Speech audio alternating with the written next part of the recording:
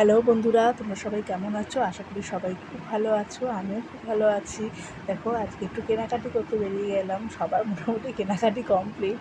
তো আমাদের যেহেতু বেরানো হয়নি, টাইম পাওয়া যায়নি, সেহেতু আজকেই বেরোতে হয়েছে। দেখো, আমি আমার মেয়ে আর আমার হাজব্যান্ডকে নিয়ে বেরিয়ে গেছিলাম। একটু সোদপুরেও যাব, আর ঘোলায় আমাদের এখানে নতুন বাজার কলকাতা খুলেছে, তো সেখানে সবার কাছে শুনলাম কালেকশান খুব ভালো। তো আমরা সেই ঘোলা দিয়েই যাচ্ছি। ঘোলার মুখেই পড়বে বাজার কলকাতা। দেখো, আমরা বাজার কলকাতায় চলে এসেছি। তো প্রথমে আগে বাজার কলকাতায় যাব। তো সেখানে গিয়ে আমরা সব টপ, বিভিন্ন জিন্স সব কিছু দেখাবো। প্রচুর কালেকশান, খুব সুন্দর সুন্দর কালেকশান, দেখলে তোমাদের পছন্দ হবেই।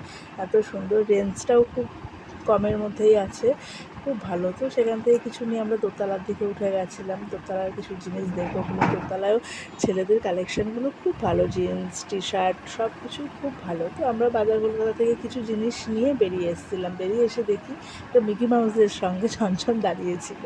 তো সেখানে হ্যান্ডশেক করে নিল ও একটু, মিকি মাউসটা ওকে একটু হ্যান্ডশেক করে নিল। তো সেখানে তো প্রায় বিকাল হয়েই এসছে, সন্ধে হতে যায়।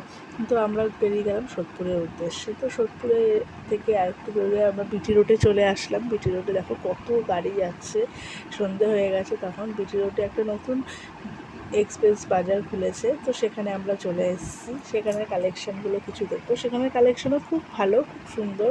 সেখানে নানা রকমের কালেকশান আছে, এখানে সব কিছুই আছে। তো টাটা, ভিডিওটা এই পর্যন্ত, ভালো থেকে।